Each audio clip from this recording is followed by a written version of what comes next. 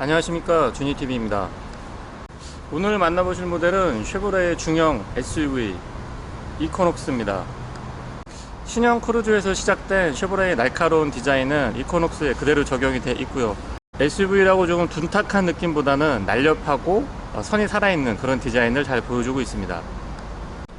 전장은 4650mm, 축권은 2725mm로 굳이 비교를 하자면 현대의 투싼과 산타페의 중간 정도 크기다 라고 보시면 될 것 같습니다. 측면부 바디라인에서 조금 독특한 부분은 커터글라스 부분인데요, 바로 이 부분인데요, C필러가 약간 날렵하게 마무리되는 것 같으면서 다시 커터글라스가 이렇게 덮어주는 그런 느낌을 보여주고 있어서 디자인이 조금 독특한 부분이 있습니다. 휠타이어는 235, 50, 19인치가 적용이 되고요. 타이어는 벤투스 S1 노블2가 적용이 됩니다. 이코녹스에는 직렬 4기통 1.6L 디젤 터보 엔진이 장착되어 있습니다. 배기량은 1598cc고요. 토크는 32.6, 마력은 136마력입니다. 전륜구동을 베이스로 하고 있으며 자동 6단이 적용이 되고요. 한 가지 아쉬운 점은 이코녹스가 지금 2000 후반 3000까지 가격대를 형성을 하고 있는데 이 게스식 리프트 하나 없는 이런 부분은 빨리 개선됐으면 좋겠습니다. 후면부에서도 안정감 있는 SUV의 전형을 잘 보여주고 있고요. 하단에 오픈되어 있지 않고 디퓨저가 깔끔하게 마무리된 부분도 저는 나쁘지 않은 걸로 보여집니다. 트렁크는 당연히 전동 테일게이트가 적용이 되고요. 안쪽의 공간은 경쟁 차량에 비해서 이렇게 넓다라고 말씀드리기는 조금 어려울 것 같습니다. 바닥까지 이중으로 구성을 해서 별도의 수납을 할 수 있게 한 점은 좋은 점인 것 같고요. 이 레버를 당겨서 간단하게 당기면 이렇게 시트백을 접을 수 있는 부분은 다른 SUV에서도 많이 하고 있는 부분입니다.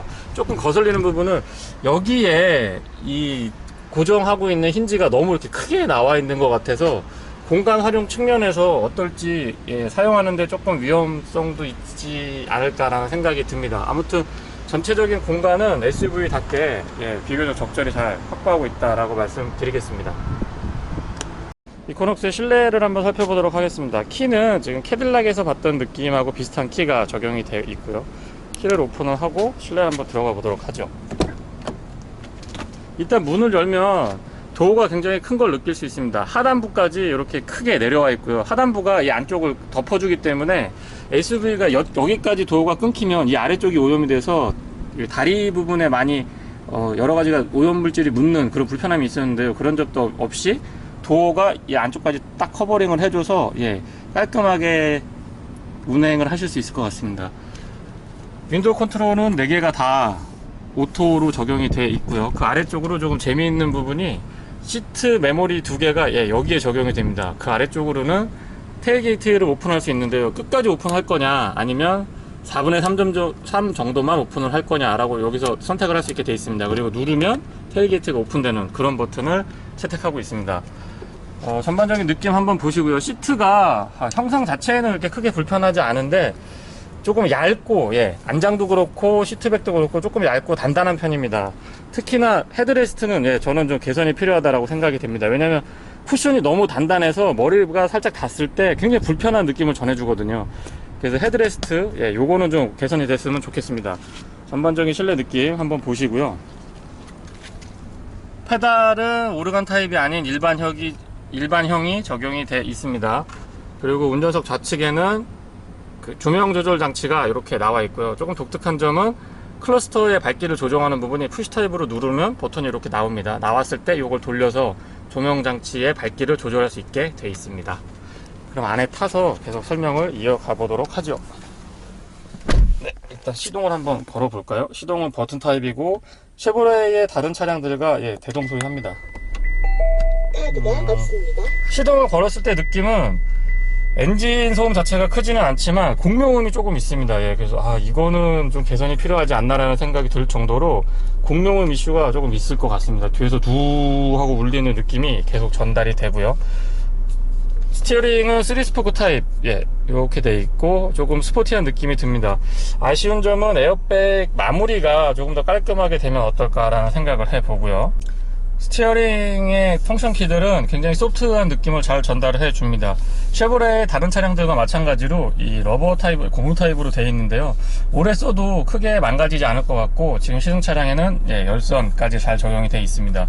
왼쪽에는 크루즈 컨트롤에 관련된 사항이 있고, 오른쪽에는 일반적인 메뉴를 변경하는, 여기를 누르게 되면 이렇게 메뉴가 변경이 됩니다. 메뉴를 변경하는 장치가 있고요. 그러면 이쯤에서 오디오 볼륨은 없나? 라고 생각하실 텐데, 오디오 볼륨은 요 아래쪽에, 요 뒤쪽에 여기 버튼이 두 개가 있습니다. 그래서 운전석을 기준으로 보시면, 오른쪽에는 오디오 볼륨 버튼이, 그리고 왼쪽에는 채널을 바꿀 수 있는, 트래킹을 할 수 있는 버튼이 여기에 마련이 되어 있습니다. 공조장치는 이렇게 세로 타입으로 되어 있는데, 좌우 조절이라든가 요 방향을 조절할 때 크게 불편함은 없었고요. 인포테인먼트 적용이 되어 있고 내비게이션까지 적용이 되어 있습니다. 터치 방식이라서 작동하기에도 크게 불편함이 없고요. 이 해상도도 굉장히 좋은 편입니다. 각도가 왠지 난반사가 좀 있을 것 같은데 운행하면서 그런 거는 크게 느껴지지 않았고요. 공조장치는 지금 보시는 것처럼 푸시 타입하고 이 돌리는 방식이 혼합되어 있습니다. 그래서 보시면 온도는 이렇게 돌리게 되어 있고요. 나머지 부분은 다 푸시 타입으로 눌러서 선택을 하게 되어 있습니다. 조금 아쉬운 점은 이 통풍 시트인데요. 통풍 시트가 적용이 되어 있는 건 좋은데 3단으로 틀어도 그렇게 시원하지가 않습니다. 이게 이 차만의 문제인지 아니면은 쉐보레 전체의 문제인지 뭐 이코녹스의 문제인지 잘 모르겠습니다만, 아무튼 통풍 시트는 저는 좀 너무 약하다. 3단으로 틀어도 1단으로 틀어놓은 것 같은 정도의 시원함밖에 전달을 해주지 못합니다. 그리고 그 아래쪽으로는 무선 충전 장치가 적용이 되어 있고, USB는 두 개가 여기 적용이 되어 있습니다. 12V 파워 아울렛 있고요. 그리고 뒤쪽에는 오픈 타입으로 컵홀더가 두 개. 그 다음에 여기는 조금 더 조향 보조를 적극적으로 해주면 좋을 텐데, 그냥 라인 크로스 됐을 때 양쪽에서 툭툭 쳐주는 그 정도만 됩니다. 그 아래 뒤쪽으로는 수납 공간 조그맣게 마련이 되어 있고요. 그 다음에 여기 AWD를 선택할 수 있게 되어 있고, 그 언덕길을 내려올 때 속도를 제어해 주는 것도 여기에 있습니다. 지금 시승 차량에 AWD가 포함이 된 차량이고요. 기어 변속기는 이렇게 일직선으로 P부터 D, L까지 이렇게 일직선으로 되어 있고요. L단으로 넣었을 때 플러스 마이너스를 해서 기어를 수동으로 조작할 수 있습니다. 이게 글쎄요, 저는 이 위에서 플러스 마이너스 조작하는 게 생각보다 그렇게 편하지는 않습니다. 그래서 이 부분은 개선을 해줘도 나쁘지 않겠다라는 생각이 들고요. 파킹 브레이크는 전자식으로 뒤에서 이렇게 편하게 작은 동작으로도 파킹 브레이크를 잘 조작을 할 수 있게 되어 있습니다. 그리고 하이패스 룸밀러 적용이 되어 있고요. 조금 독특한 부분이 이 선바이저인데요. 선바이저 안쪽에 보시면 이게 천천히 밝아지는 걸 이렇게요. 천천히 밝아집니다. 장광식이라고 표현을 하는데, LED 타입으로 되어 있고 천천히 밝아져서 조금 분위기 있는 그런 조수석에서 분위기 있게 본인의 얼굴을 확인하실 수가 있습니다. 플라스틱 재질은 그렇게 좋은 편이 아닌데 중간에 이렇게 인조 가죽으로 멋을 내놨습니다. 게다가 타공이에요. 스티치도 되어 있고 타공이 되어 있어서 전체적인 느낌이 조금 세련된 느낌이 들기도 합니다. 조석의 수납함은 그냥 일반적인 사이즈고 굉장히 심플하게 만들어져 있습니다. 복잡하지 않고요. 조금 아쉬운 점은 안쪽에 벨벳 처리를 해줘서 소음하고 진동 부분에서 조금 더 적극적으로 대응을 해줬으면 어떨까라고 하는 아쉬움은 조금 났습니다. 그리고 가운데 센터 콘솔 안쪽인데요, 이 팔걸이 쪽에 있는 부분인데요, 지지했을 때 굉장히 좋고, 이게 다른 차보다 약간 높습니다. 이게 높이가 있다 보니까 팔을 이렇게 지지했을 때 조금 더 편안함을 전달을 해주고요. 안쪽의 공간도 나쁘지 않습니다. LED 조명이 되어 있어서 안쪽까지 다 볼 수 있게 되어 있고, 깊고 비교적 넓게 잘 만들어져 있습니다. 한 가지 아쉬운 점은 바로 이 부분인데요. 이 커버가 이 끝에 보시면 좀 날카롭습니다. 그래서 어린 아이들이나 여성분들이 이렇게 무심코 확 손을 넣었다가 손을 베일 수 있을 정도라고 저는 판단을 합니다. 이거는 조금 빨리 개선을 해주셨으면 좋겠습니다. 이거 끝에만 조금 둥글게 마무리를 해주셔도 뭐 안전하게 잘 쓸 수 있을 것 같은데, 저는 이게 조금 위험해 보이고요. 잡소리 이슈도 조금 있어 보입니다. 이 부분은 좀 개선해 주셨으면 좋겠네요.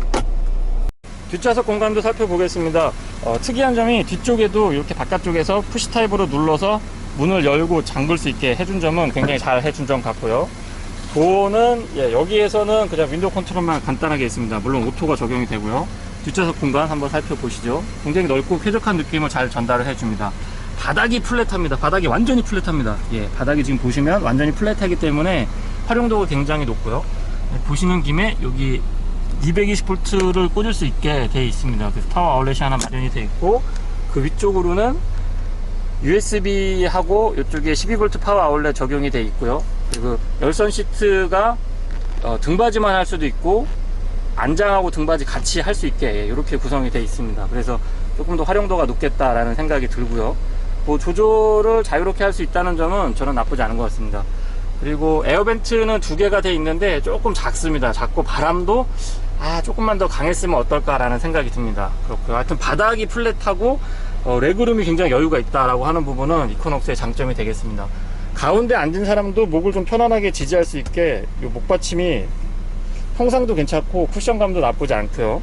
시트백은 각도가 조금 조정이 됩니다. 이렇게 1단, 2단, 예, 요 정도 이렇게 두 개로 조정이 되고 폴딩되는 이런 형태로 구성이 되어 있어서 그래도 장거리 운행 때 일단 조금이라도 한 단이라도 각도가 크지 않지만 뒤로 옮길 수 있다는 점은 분명히 장점으로 작용할 것 같습니다. 헤드룸도 비교적 여유가 있는 편이고요. 실내 한번 앉아보면 느낌이 나쁘지 않습니다. 레그룸 다시 한번 보여드리면 여유 있고요. 전체적인 실내 분위기 한번 보시면 좀 짜임새 있게 잘 만들어져 있는 차량이다 라고 말씀드리겠고요. 뭐라 그럴까요? 바짝 조여져 있는 느낌? 불편함도 있고 개선의 여지가 필요한 점은 분명히 있지만 바짝 조여져 있는 그런 느낌이 듭니다. 그래서 전반적인 조립 상태도 나쁘지 않습니다. 그리고 뒤에 오니까 또 한 가지 단점이 보이네요. 그 안전벨트가 이게 레벨링이 안 됩니다. 위아래로 조정이 안 되기 때문에 운전자의 뭐 키라든가 앉은 키라든가 아니면은 좀 몸이 퉁퉁하신 분들이 있고 좀 왜소하신 분들이 있는데 그분들에 맞춰서 이게 텐션 조정이 좀 돼줘야 되는데 고정식으로 돼 있어서 이 차가 2천 후반 뭐 3천만 원대까지 가는 차량인데 요런 점은 향후에도 좀 개선을 해 주시면 어떨까라는 생각을 해봅니다. 그래서 전체적인 실내 분위기 한번 보시고요. 뭐 저는 굉장히 짜임새 있게 잘 만들어진 차량이다라고 생각이 됩니다. 썬루프도 굉장히 크게 잘 만들어져 있는데요. 한번 보시면 오픈 사이즈가 상당히 큰 편입니다. 그래서 저는 지금 살짝 비가 내리는 관계로 커튼만 이너 커튼만 뒤로 한번 넘겨 보겠습니다. 오픈 사이즈가 굉장히 크죠. 그래서 오픈 사이즈도 크고 쾌적한 느낌을 잘 전달을 해줍니다. 시승을 제가 일주일 정도 했는데 글쎄요, 지금 잡소리 이슈도 적어도 썬루프 쪽에서는 나지 않았던 걸로 확인이 됐고요. 물론 옵션 사항이 되겠습니다만은 이코녹스에는 조수석에도 이렇게 전동 시트가 적용이 됩니다. 게다가 대부분 이 두 가지만 적용이 되는데 무슨 얘기냐면 럼버 서포트까지 전동으로 적용되어 있는 차량들은 수입 고급 차량들에서나 많이 볼 수 있었던 부분이죠. 근데 이런 부분이 이코녹스에 잘 적용이 되어 있는 점은 저는 좋은 점수를 주고 싶습니다. 안쪽에서 살펴보니까 이 고무 패킹이 굉장히 치밀한데요. 이 뒤쪽 문, 뒷문 사이로 들어가는 이 패킹도 끝까지 잘 돼 있어서 그래서 아마 실내에서 좀 조용한 느낌을 잘 유지해 줄 수 있지 않았나라고 생각이 들기도 하네요. 쉐보레 이코녹스를 시승하고 있습니다. 처음에 이코녹스가 등장을 했을 때 디자인은 저는 나쁘지 않았는데요. 1.6L 디젤 엔진을 장착하고 나온다고 한다는 말에 뭐 놀라지 않을 수가 없었습니다. 대부분 이 정도 사이즈면은 보통 2L 디젤 엔진이 들어가는 게 일반적인데요. 그렇다고 뭐 지금 이코녹스에 장착된 1.6L 디젤 엔진이 파워가 그렇게 뭐 여유 있는 편은 아닙니다. 그렇다고 뭐 크게 빠지는 것도 아닌데요. 아무튼 136마력의 토크가 32.6 정도로 알고 있는데요. 의외로 시내 주행에서의 첫 번째를 받았던 느낌은 크게 부족함이 없습니다. 1.5L 90마력을 내는 르노 삼성의 QM3를 처음에 탔을 때의 느낌은 부드럽고 뭐 크게 주행 질감에서의 부족함은 없지만 그래도 한 80km에서 100km 이상 달리게 되면 약간의 아쉬움을 느꼈었는데요. 지금 이코녹스를 시내 주행 했을 때에는 글쎄요, 뭐 AWD가 장착이 돼서 그랬는지 모르겠지만 파워의 부족함은 지금 크게 느끼지 못하고 있습니다. 제가 한 일주일 정도 시승을 하고 있기 때문에 뭐 웬만한 특성들은 어느 정도 걸러졌다라고 인식하셔도 될 것 같은데요. 물론 뭐 한두 달 정도 롱텀으로 좀 타보면은 좀 더 정확하게 말씀드리겠지만 일주일 정도 뭐 출퇴근이라든가 주말에 여행이라든가 다양한 환경에서 한번 타보면 차량의 특성들을 어느 정도 파악할 수 있습니다. 근데 의외로 많이들 불안해 하시는 부분이 바로 1.6L 디젤 엔진이 이 크기에서 괜찮느냐라고 하는 부분인데요. 적어도 시내 주행에서는 크게 부족함이 없다라고 말씀드리겠습니다. 연비도 물론 두 자릿수 이상 계속 유지를 해주고 있고요. 네, 고속도로 시승을 계속 이어가고 있습니다. 고속도로에서는 확실히 연비 측면에서도 굉장히 좀 효율적인 모습을 보여주고 있는데요. 최고 연비는 지금 18.2까지 제가 확인을 했습니다. 평균적으로 14에서 15 정도는 어렵지 않게 달성을 해주고 있습니다. 지금 시승 차량이 19인치 23550 사이즈 타이어를 장착을 하고 있는데요. 그 정도 타이어를 장착하고 1.6L 디젤 엔진을 갖고 이 정도의 사이즈를 운행하면서 지금 18 정도, 14에서 15 정도 평균 연비를 보여주고 있는데 이 정도면은 나쁘지 않은 것 같습니다. 승차감은 지금 19인치 휠 타이어를 적용했던 걸 감안을 해보면 그렇게 단단하거나 아니면 많이 무르거나 이런 느낌은 아니고요. 좀 중간 정도로 느껴진다라고 말씀드리고 싶습니다. 한 가지 특징적인 부분은 아무래도 19인치 23550 19인치 휠 타이어를 적용을 했을 때 이 정도 승차감을 보여준다라고 하면 이 차의 셰시 강성은 기준치 이상이다라고 말씀드릴 수 있겠습니다. 아무래도 셰시 강성이 따라주지 못하면 승차감에서 약간의 좀 불안감이라든가 조금 기분 나쁜 바운싱이 느껴지는 경우가 좀 있는데요. 지금 쉐보레 이코녹스에서는 그런 점도 전혀 느껴지지 않고 있습니다. 이 차는 6단 미션을 장착을 하고 있는데요. 개인적으로는 7단이나 8단 정도 아니면 오히려 CVT하고 매칭을 한번 시켜줬으면 오히려 1.6L 디젤 엔진이 조금 더 덜 버겁지 않았을까라는 생각을 해보고요. 역시 고속도로에서도 90에서 100 정도로 정속 주행을 하게 되면 크게 파워가 엔진 출력이 좀 부족하다거나 이런 점은 느껴지지 않고 있습니다. 다만 150 이상, 180 아니면 그 이상으로 차를 좀 고속으로 장기간 밟으려고 해서 악셀에 힘을 줘보면 그런 데서는 배기량의 한계를 조금 드러내는 모습을 보여주기도 합니다. 토크가 32라고는 하지만 지금 차량 크기가 있기 때문에 이 정도로 운행하려면 글쎄요, 개인적으로는 한 40 정도, 30 후반에서 40 이상은 돼야 조금 여유 있는 파워트레인의 운영이 되지 않을까라는 생각을 계속 하게 됩니다. 그리고 배기량을 생각해보면 사실 투싼 정도 급하고 비교를 해야 되는 것 같고요. 그래서 개인적으로 꼭 이 등급을 구분을 해보려고 하면 현대자동차로 치면 투싼하고 산타페의 중간 정도, 저는 산타페하고 절대 비교를 하기에는 차량 가격이라든가 옵션 또는 결정적으로 파워트레인에서 차이가 나기 때문에 가격만 갖고 비교하기는 조금 어렵지 않나라는 생각을 해봅니다. 다운사이징은 전 세계의 트렌드고 지금 글로벌 마켓에서 굉장히 이슈가 되고 있는 거는 다들 많이 아실 것 같은데요. 역시 디젤 차량도 예외가 아니다라고 생각을 합니다. 그런 면에서 쉐보레 이코녹스의 등장은 의미가 분명히 있다라고 할 수 있고요. 제가 고속도로에서 주행을 할 때도 크게 파워트레인의 부족함을 느끼지 못했다라고 말씀드렸는데 통상적인 주행에서 솔직히 1.6L 디젤 엔진이라고 해도 답답하거나 불안하거나 언덕에서 힘이 부족하거나 이런 거는 크게 느껴지지 않습니다. 그만큼 차량의 전반적인 셋업이나 미션도 거기에다 맞춰서 잘 매칭을 시켜주고 있기 때문에 일반적인 운전자가 출력의 부족함을 많이 느끼고 그것 때문에 차량의 선택을 하는데 영향을 줄 정도는 분명히 아닙니다. 그런데 고속주행을 할 때는 제가 분명히 한계가 있다라고 말씀드렸고요.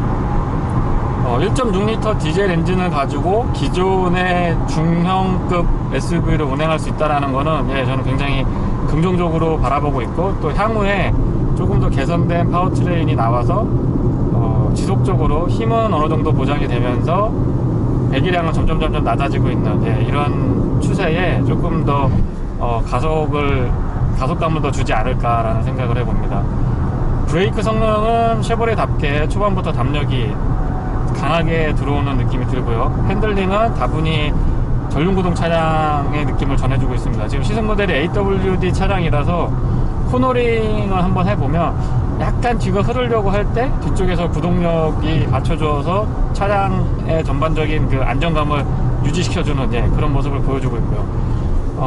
이코녹스를 만약에 구입하게 된다면 저는 AWD를 추천하지 않을 것 같습니다. 왜냐면 그만큼 안정감이 있지만 지금 이코녹스를 고민하시는 분들은 2L가 아닌 1.6L 디젤 엔진의 긍정적인 생각을 갖고 계신 분이고요. 그러신 분들이면 조금 더 저렴하고 연비 측면에서도 조금 더 유리할 수 있는 차량을 원하시는 경우가 많을 겁니다. 그래서 이 차에 타겟팅을 해보면 개인적으로는 AWD 모델보다는 전륜구동 모델이 조금 더 맞지 않나 라는 생각을 해봅니다. 물론 차를 좋아하는 입장에서 또는 차량의 완성도라든가 안정감을 고려를 해보면 이제 AWD는 추천드리고 싶은 옵션입니다만은 현실적인 차량 그레이드나 여러가지 측면들을 고려해보면 AWD는 그렇게 추천드리고 싶지 않은 옵션이 아닐까라고 생각을 해봅니다.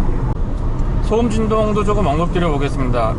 시내 주행을 해보면 소음보다는 진동 쪽이 조금 더 거슬리는 느낌이 들고요. 고속도로 주행을 해보면 진동보다는 소음 쪽이 조금 더 거슬리는 느낌이 듭니다. 지금 235 사이즈 타이어를 장착을 하고 있기 때문에 노면소음, 특히 타이어 마찰음은 크게 들리지 않는 반면 측면에서의 풍절음은 120km 정도를 넘어서게 되면 조금 거슬릴 정도까지 커집니다. 물론 A필러 쪽은 각도가 굉장히 완만한 편이기 때문에 풍절음이 그렇게 거슬리진 않는데요. 유리창이 이중접합 차음유리가 아닌 그냥 일반형 유리를 적용하고 있어서 그쪽에서 들려오는 풍절음은 조금 아쉽기도 합니다. 그런데 시내 주행에서는 풍절음이라든가 주변에서의 소음이 안으로 유입되는 게 크지 않기 때문에 큰 무리는 없다라고 말씀드리겠습니다. 스마트 크루즈 컨트롤 같은 옵션의 부재는 분명히 아쉬움으로 남고 있고요. 조향 보조도 반자율 주행이나 아니면 HDA 같이 고속도로의 정보와 내비게이션의 정보와 연계된 어떤 통합적인 스마트 크루즈 컨트롤이 적용이 안 돼 있는 점은 다시 한번 아쉽다라고 말씀드리겠습니다. 조향 보조도 좀 더 적극적으로 개입을 해줬으면 좋은데 그렇지 않은 점도 있고요. 아무튼 국내의 소비자들은 대부분 옵션에 굉장히 민감하고요. 또 편안하고 좋은 옵션들을 주변에서 쉽게 접하기 때문에 국내 시장을 겨냥한다고 하면 옵션에는 조금 더 신경을 써야 되지 않나라는 지적을 한번 해봅니다. 승차감을 전반적으로 한번 다시 정리해드리면 약간 단단한 편이라고 말씀드리는 게 맞는 것 같습니다. 지금 서울에서 잠실에서 출발해서 북대전 IC까지 진행을 하고 있는데요. 특히 이제 중부고속도로를 중간에 타고 왔는데 노면이 좋지 않은 곳에서는 굉장히 단단한 느낌이 듭니다. 그건 아마 그 앞에 맥퍼슨 스트럽과 뒤에 멀티링크의 조합 때문에 오는 것보다는 19인치라는 휠 타이어를 적용하고 있는 점. 그 시트가 시내 주행에서는 좀 단단하게 잘 받쳐주는 듯한 느낌을 줬는데요. 장거리 운행을 하다 보니까 지금 텐션보다는, 지금 쿠션감보다는 조금 좀 물렀으면 하는 생각이 듭니다. 특히나 헤드레스트가 굉장히 좀 단단한 편이라서 운행을 계속 하거나 아니면은 조석에 앉아서 잠깐 기대해서 이렇게 잠을 자거나 약간 좀 이렇게 편안하게 쉬려고 하면 바닥에서의 튀는 느낌과 헤드레스트가 단단하다 보니까 썩 편안하지 않은 승차감을 제공을 해줍니다. 단단하고 꽉 조여진 듯한 느낌을 좋아하시는 분들한테는 쉐보레 이코노스가 굉장히 잘 맞는 그런 승차감을 보여줄 것 같은데요. 좀 일반적인 승차감, 부드러울 때 부드럽고 좀 편안하게 쉴 수 있는 SUV의 본연의 느낌을 찾으시는 분들한테는 다소 불편할 수도 있겠다라는 생각이 듭니다. 물론 지금 경부 고속도로에 와서 아스팔트로 되어 있는 고속도로를 탈 때는 크게 그렇게 걸리적거리지 않습니다. 그런데 이렇게 일부 구간이지만 시멘트 도로를 타거나 중부 고속도로 같이 시멘트로 되어 있는 고속도로를 주행을 해보면 확실히 좀 단단하고 불편한 느낌을 많이 전달을 해줍니다. 해상도가 좋은 인포테인먼트의 패널은 그 반사, 빛반사도 그렇게 심하지 않고요. 뚜렷하게 화면을 보여줘서 저는 좋은 점수를 주고 싶습니다. 버튼의 위치라든가 화면 터치가 되기 때문에 사용하기도 굉장히 편리하고요. 전방의 시야도 좋은 편이고 그 아웃사이드 미러가 특히 굉장히 크고 가깝게 와 있어서 후방 측면에서 후방 시야를 확보하는데도 상당히 도움이 되는 것 같습니다. 스티어링은 그립이 좀 착착 달라붙는 편인데요. 손이 많이 닿는 가죽 부분에는 타공 가죽을 조금 적용을 해줘도 괜찮을 텐데 그런 부분은 조금 아쉽지만 어쨌든 가죽의 질감이나 마무리, 그리고 스티어링에 달려있는 펑션 키들도 고무로 이렇게 마무리가 되어 있습니다. 그래서 오랫동안 사용해도 버튼의 질감이라든가 오염 이런 데서 좀 더 내구성을 발휘할 수 있지 않을까라는 생각을 해봅니다. 아무튼 사용하는 동안에 불편함은 없었습니다. 우려했던 1.6L 디젤 엔진의 어떤 그 파워에서의 불안감이라든가 연비가 좋지 않다 이런 점에서는 저는 큰 문제점을 발견하지 못했습니다. 오히려 제가 시승하면서 이코녹스에서 두 가지 단점을 뽑으라면 첫 번째는 공명음입니다. 생각보다 주정차 시에 또는 고속주행을 할 때 뒤쪽 그 2열 뒤에서 들리는 공명음이 좀 큰 편입니다. 좀 큰 편이라서 장거리 운전을 하거나 아니면 시내 주행을 할 때 거스리는 부분이 분명히 있고요. 그리고 또 한 가지의 단점은 시트랑 승차감입니다. 그래서 전반적으로 차량에 대한 어떤 승차감이 좀 단단한 편입니다. 서스펜션도 조금 단단하게 세팅이 되어 있고, 뭐 쉐보레 차들의 특성이 조금 있긴 합니다만은 서스펜션도 조금 단단한 편이고, 거기에다가 시트가 조금 단단합니다. 특히 머리에 직접 맞닿는 헤드레스트의 쿠션감이 조금만 더 소프트했으면 좋겠는데 그게 단단하니까 운전자가 느꼈을 때는 머리가 자꾸 이렇게 울리는 느낌, 그런 느낌이 들어서 첫 번째는 공명음, 두 번째는 승차감 부분, 이 두 가지는 저는 분명히 아쉬운 점이다 라고 말씀드리겠습니다. 전체적인 느낌을 정리해서 한번 말씀을 드려보면은요, 일단 내외관 디자인을 봤을 때 상당히 친숙한 느낌을 전해줍니다.